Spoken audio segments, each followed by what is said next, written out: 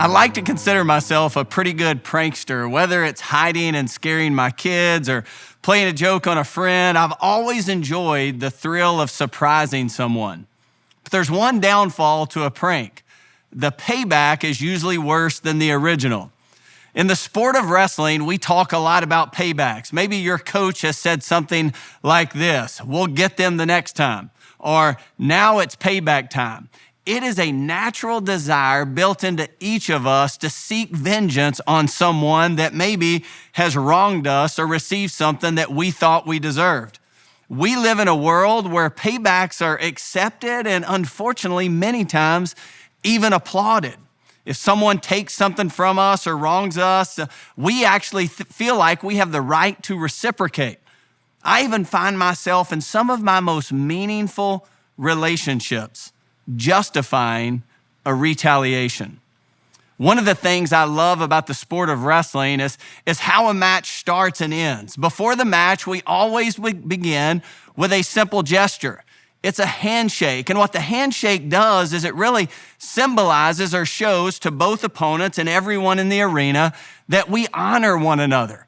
We're really saying to our opponent, hey, I value the work that you've put in, the sacrifices that you've made, and I want to honor you before we even begin this battle. I also love that at the end of every wrestling match, we end with that same gesture. We shake hands in a symbolism of honor to simply say, hey, your effort was valiant. The sacrifice you made was incredible. And whether you win or lose, we as opponents are going to show each other honor. One of the unique qualities about David was his willingness to honor Saul in the midst of turmoil. Saul was out to kill David, and when David was actually in a position to reciprocate the same and kill the king, he chose not to let it happen and to do the honorable thing. In 1 Samuel 26, the scripture reads, "So David and Abishai went to the army by night, and there was Saul lying asleep inside the camp with his spear stuck in the ground near his head. Abner and the soldiers were lying around him. Abishai, David's friend, said to him, 'Today God has delivered your enemy into your hands. Now let me pin him to the ground with one thrust of the spear. I won't even have to strike him twice.' But David said to Abishai, 'Don't destroy him. Who can lay a hand on the Lord's anointed and be guiltless? As surely as the Lord lives,' he said, 'the Lord himself will strike him.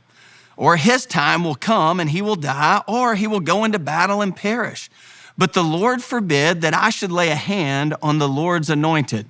Now get the spear and the water jug that are near his head, and let's go.' So David took the spear and water jug near Saul's head, and they left. No one saw or knew about it, nor did anyone wake up." I don't know about you, but I probably would have told my guy Abishai to unleash the fury.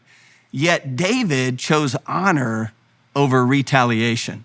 He didn't listen to his friends. Although all the voices were saying, you have every right to reciprocate this back, David chose honor and what was right. In a world that says honor and respect should only be given when it's earned or deserved, David paints a completely different picture. Honor isn't something we give because someone has simply earned it. Honor is something we do because it's who God has called us to be. Man, I love the story from the 2022 Beijing Olympics. There was a Finnish skier who had just won his third gold medal, 3 Olympics in a row with a gold medal. As soon as he crossed the finish line in this cross-country skiing race, he collapsed to the ground in excitement. He had just won his 3rd gold medal. And as he got up from winning his 3rd gold medal, here's what he did. He waited to greet every other participant that was in the race. 94 total participants, and he waited at the finish line to greet each one of them. Here's what he said. He said, every athlete should respect and honor one another. Everyone has worked hard to be here. Here's what I want to ask you today. If you were to take an inventory of you, does your life exemplify honor? Do you honor those in authority over you, whether they seem to be for you or against you? Do you honor your teammates? Do you humble yourself to even honor your opponents and those who have wronged you? I want to encourage you, as we look at the life of David, I want to encourage you to let your life be a life like David, who chooses to honor, even when the voices around you are pointing you in a different direction. Let me ask you this question. Maybe you're an athlete, you're a coach, you're a parent, you're a teammate. Maybe you're sitting in a place where, man, you're struggling with some relationships in your life. I mean, you've been wronged by some people. And as you look at the life of David, man, you don't want to honor these people. God has called us to live a life of honor. I want to ask you a few questions here. Do you think the people in your life, in your inner circle, maybe it's even those in your home or those in your team, the teammates in your locker room, do you think they would consider you an honorable person? What in your heart, maybe in the deepest parts of your heart, what is it that hinders you and I from truly showing honor?